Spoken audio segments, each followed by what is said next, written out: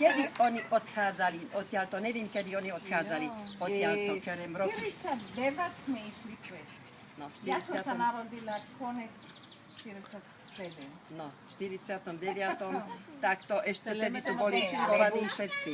Ne, skovaní boli do 45. No, v 45. roku, keď bola, alebo však tu bola tak vojna, 45. 46. To tu bola, skončila. Takže to je.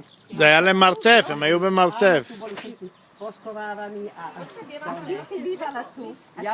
Ja som bývala tu, ale ja som sa tu narodila, ako šoporný tež, lebo ja som 40. ročník.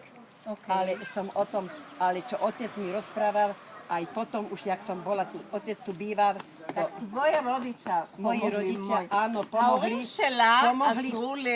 להורים Oni שלה. boli v Nitre, môj otec aj v Nitre, a boli vaši rodiči dlho skovaní v Nitre sme ich mali. Áno, áno. A tak, lebo otec mal, tu boli ešte pred tým 45. a 46.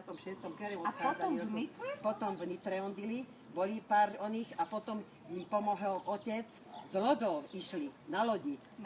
Na lodi išli a pomohol im tam sa dostať, ako kde ste už mali byť, ja neviem. Tvoj otec? Áno, môj otec. No a dlho potom tomuto, či mu to predali, lebo nepredali, to neviem, ale tu sme ostali teda ako po vašich rodičoch, to viem, že bol.